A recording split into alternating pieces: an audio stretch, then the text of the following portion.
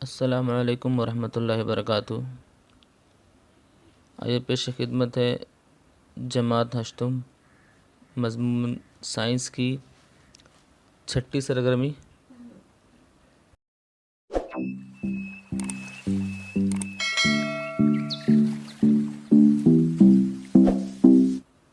اس سرگرمی میں ہمیں نباتات میں تغذیہ، حیوانات میں تغذیہ کی قسمیں، یہ نکات پڑھنے ہیں۔ سب سے پہلے دیا ہے ہمباش تغذیہ، سمبیوٹک نیوٹریشن۔ یہ کیا چیز ہوتی ہے؟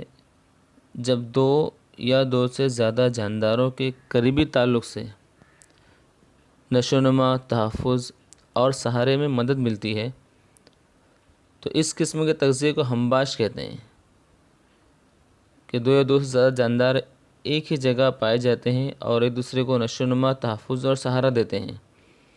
مثال کے طور پر پتھر پھول، کائی اور پھپھوند ایک ساتھ رہتے ہیں۔ پتھر پھول ایک طرح کا مسالہ ہے جو ہم لوگ استعمال کرتے ہیں۔ کائی اور پھپھوند یہ ایک ساتھ رہتے ہیں۔ غیر کفیل نباتات، جو نباتات دوسرے جانداروں کے جسم میں یا جسم پر نشو و نما پاتی ہیں، ان سے اپنی غذا حاصل کرتی ہیں، انہیں طفیلی نباتات کہتے ہیں۔ طفیلی یا غیر کفیل، جو نباتات دوسرے جانداروں کے جسم میں یا جسم پر نشو و نما پاتی ہیں، ان سے اپنی غذا حاصل کرتی ہیں، انہیں طفیلی نباتات کہتے ہیں، مثلا نورنتھس، امربیل وغیرہ۔ حشرات خور نباتات، اب کچھ جاندار ایسے بھی ہیں انسیکٹیورس پلانٹ جو حشرات خور ہوتے ہیں، تو کیڑے مکوڑے کھاتے ہیں۔ کچھ نباتات کیڑوں کا شکار کر کے ان کے جسموں سے غذا حاصل کرتے ہیں۔ یہ نباتات ایسی زمین میں نمو پاتے ہیں جہاں نائٹروجنی مرکبات کی کمی ہوتی ہے یا پانی میں نشو و نما پاتے ہیں۔ یہ حشرات خور کیا ہوتے ہیں کہ یہ کیڑوں کو خود کھاتے ہیں۔ مثال ڈروسیرا برمانی اور سراہیا پودا، یہ ان کے ذریعے سے کیا سراہیا پودا یہ جو ہے حشرات خور کو کھاتے ہیں۔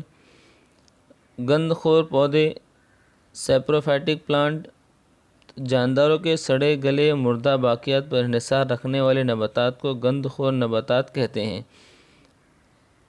سڑے ہوئے اور مرے ہوئے مردہ جاندار پر یہ جو ہے نباتات نشو و نما پاتے ہیں۔ جیسے مختلف قسم کے کوکرمتا، پھپھوند، ایسٹ مردہ باقیات پر زندہ رہنے والی نباتات ہیں۔ اب آئیے ہم لوگ پڑھتے ہیں حیوانات میں تغذیہ۔ حیوانات میں تغذیہ میں غذا کھانے سے اخراج تک مختلف مراحل ہوتے ہیں۔ غذا کھانے سے اخراج تک کے الگ الگ مراحل ہوتے ہیں۔ وہاں سے جو ہے غذا الگ الگ مراحل سے گزر کر جانداروں کے جسم میں جذب ہوتی ہے۔ تو تغذیاتی عمل کے مراحل یہاں 5 مراحل دیے گئے ہیں۔ غذا کا سب سے پہلے داخل ہونا، کہ جسم میں غذا داخل ہو جاتی ہے۔ دوسرا نقطہ ہے انہضام، کہ غذا کا مائع حالت میں تبدیل ہونا غذا کا ہاضمہ کہلاتا ہے۔ ہم نے غذا کھائی، اب وہ غذا پوری کی پوری بعد میں کیا ہو جاتی ہے، مائع میں تبدیل ہو جاتی ہے۔ تو غذا کا مائع میں تبدیل ہونا یہ ہاضمہ کہلاتا ہے۔ مائع میں تبدیل ہوگی مطلب غذا ہضم ہو گئی۔ اب جو مائع میں تبدیل نہیں ہو پائے گی تو وہ غذا ہمارے پیٹ میں ہم کو ہضم نہیں ہوگی۔ تیسرا نقطہ ہے انجذاب، اب ایبزارپشن، ہاضمے کے ذریعے ڈائجیشن کے ذریعے تیار شدہ مائع خون میں جذب ہو جاتا ہے۔ اب یہ مائع کیا ہوتا ہے، وہ ہمارے خون میں جذب ہو رہا ہے تو اس کو ہم انجذاب کہتے ہیں۔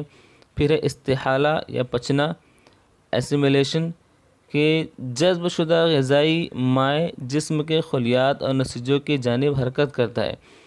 اب جو مائع خون میں جذب ہوا ہے وہ وہاں سے کیا ہوتا ہے کہ جسم کے خلیات اور نسیجوں کی جانب حرکت کرتا ہے اور توانائی مہیا کرتا ہے۔ تو یہ استحالہ ہے اور پچنا ہے۔ اور آخری نقطہ ہے اخراج، ایجیشن، جن غذائی مادوں کا ہاضمہ اور انجذاب نہ ہوا ہو وہ جسم سے باہر خارج کر دیے جاتے ہیں۔ میں نے کہا کہ آپ کو کہنا غذا مائع میں تبدیل ہو جاتی ہے، اس کو ہم ہاضمہ کہتے ہیں۔ اب جو چیز ہضم نہیں ہو پائی یا مائع میں تبدیل نہیں ہو پاتی ہے تو وہ اجزاء کو ہم ہمارے جسم سے باہر نکال دیتے ہیں، وہ اخراج کہلاتا ہے۔ تو یہ 5 مراحل ہیں جس سے جانداروں کے جسم سے حیوانات کے جسم سے غذا ان مرحلوں سے گزرتے ہوئے ہضم ہوتی ہے۔ اب ان میں ہمہ حیوانی تغذیہ، امیبا، یوگلینا، پیرامیشیم جیسے یک خلوی جانداروں میں تمام تغذیاتی افعال ان کے خلیے میں انجام پاتے ہیں۔ چونکہ یہ یک خلیے ہوئی حیوانات ہیں تو ان میں تمام جو مراحل ہیں وہ ایک ہی خلیے میں پائے جاتے ہیں، اور کثیر خلوی حیوانات میں غذا منہ کے ذریعے داخل ہوتی ہے۔ کیڑوں میں غذا کھانے کے لیے خاص اعضاء ہوتے ہیں، مثلا جھینگر اور ناک توڑا جیسے کترنے والے حشرات میں نہ میں پائے جانے والے جبڑے جیسے اعضاء اہمیت رکھتے ہیں۔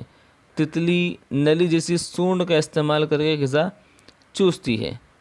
یہ الگ الگ ان کے اعضاء جس کی وجہ سے کیا ہوتا ہے غذا کو ہضم کرتے ہیں۔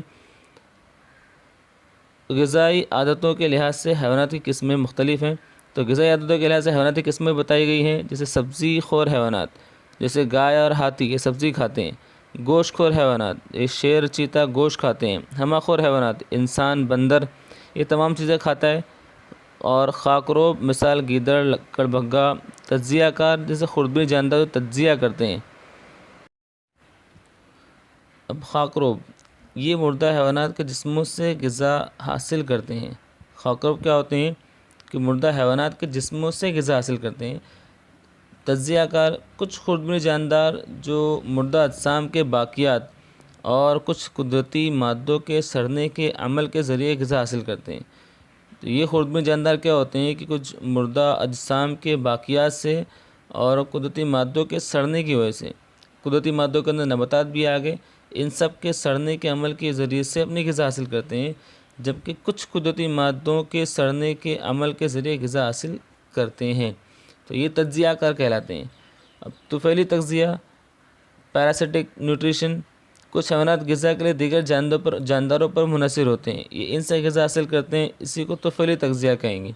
دوسروں سے غذا حاصل کرنا ہے تو طفیلی تغذیہ کہلاتا ہے۔